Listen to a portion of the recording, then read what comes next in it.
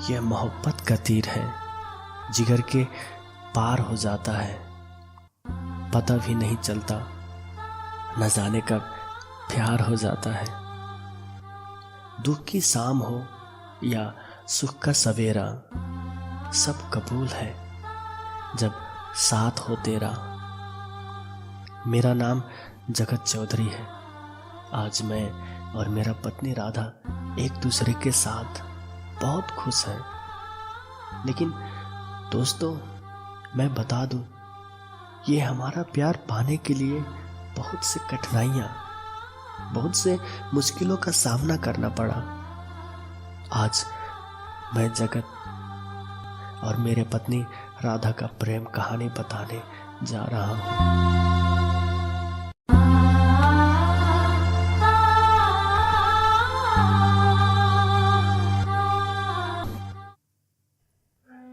राधा से पहली मुलाकात एक बारिश के दिन हुई थी।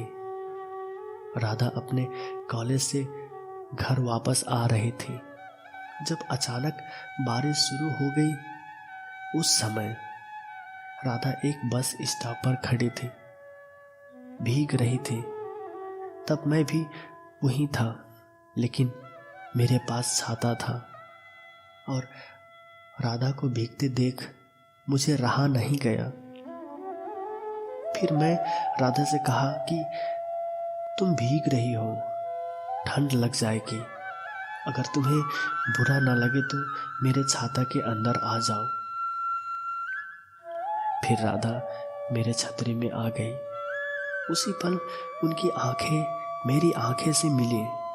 मौसम भी क्या सुहाना था। बारिश में मैं और राधा एक ही छाता के अंदर, और छाता के चारों तरफ से पानी के बूंदे झरना की तरह गिर रहे थे। और ऐसा लगा जैसे दुनिया भर में सिर्फ हम दोनों लोग ही हैं।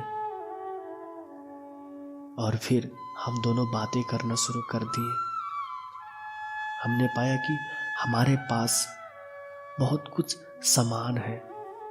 हमारे पसंद, हमारे इच्छाएं, हमारे सोच काफी एक दूसरे से मिलता था। और फिर हम एक अच्छे दोस्त बन गए। हम दोनों हर दिन घंटों बातें करने लगे। धीरे धीरे कब हमारी दोस्ती प्यार में बदल गई, हमें पता ही नहीं चला। हम दोनों एक दूसरे को बहुत प्यार करने लगे। हम दोनों शादी के लिए भी राजी थे, मगर हमारे परिवारों ने हम दोनों का रिश्ता को मंजूरी नहीं दी, क्योंकि हम अलग अलग जातियों के थे। इसके अलावा राधा के कुछ दोस्तों ने भी हमारे रिश्ते को तोड़ने की कोशिश की, क्योंकि उन सभी को हमारे प्यार से जलन होती थी। शायद इसीलिए कि हम अलग अलग जातियों के थे। हम दोनों इन सभी चुनौतियों, मुश्किलों के सामना कर ही रहे थे, लेकिन जिसके लिए आप इस दुनिया से लड़ रहे होते हैं, अगर वही आपका साथ छोड़ दे तो मानो ऐसा लगता है कि पूरी दुनिया एक तरफ और आप बस अकेला। हाँ, मुझे धोखे का सबसे बड़ा झटका लगा जब मुझे पता चला कि राधा किसी और को डेट कर रही है, किसी और को प्यार कर रही है। मुझे विश्वास ही नहीं हो रहा था, लेकिन अंदर ही अंदर मुझे घुटन सी हो रही थी और गुस्सा भी आ रहा था कि अगर कहीं सच हो गया तो मैं उसे 2 थप्पड़ लगाऊंगा, फिर बात करूंगा। मुझे 1 मिनट के लिए भी इंतजार नहीं हो रहा था। मैं तुरंत राधा से मिलने गया। मैंने राधा से कहा, राधा, मैं ये क्या सुन रहा हूं कि तुम किसी और से प्यार कर रही हो। और उसने इस बात को स्वीकार भी कर ली कि वो मुझसे प्यार नहीं करती है और वो मुझे केवल इस्तेमाल कर रही थी। ये सब बात सुनकर ऐसा लगा कि मानो मेरे पैरों तले जमीन खिसक गई हो। मुझे सब कुछ अंधेरा सा दिखने लगा। समझ में नहीं आ रहा था कि मैं क्या करूं।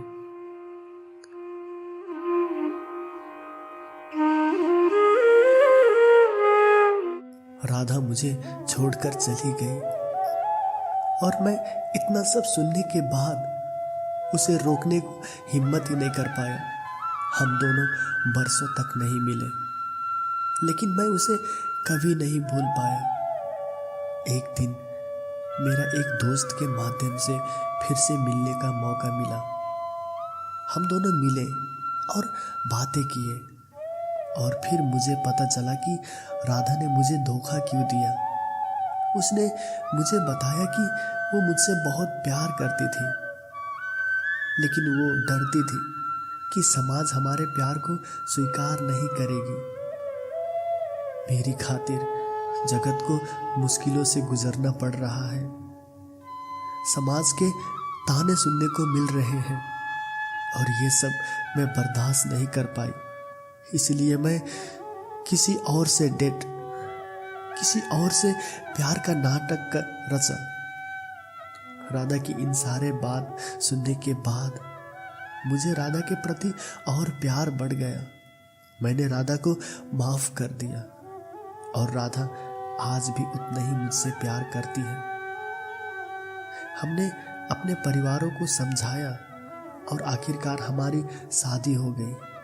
मैं और राधा खुशी खुशी रहने लगे। हमें एहसास हुआ कि किस्मत ने हमें एक साथ ला दिया और इसी तरह हम शादी के 2 साल बाद एक बेटा भी पालिए और अब हमारे परिवार बहुत खुश है और बहुत खूबसूरत भी।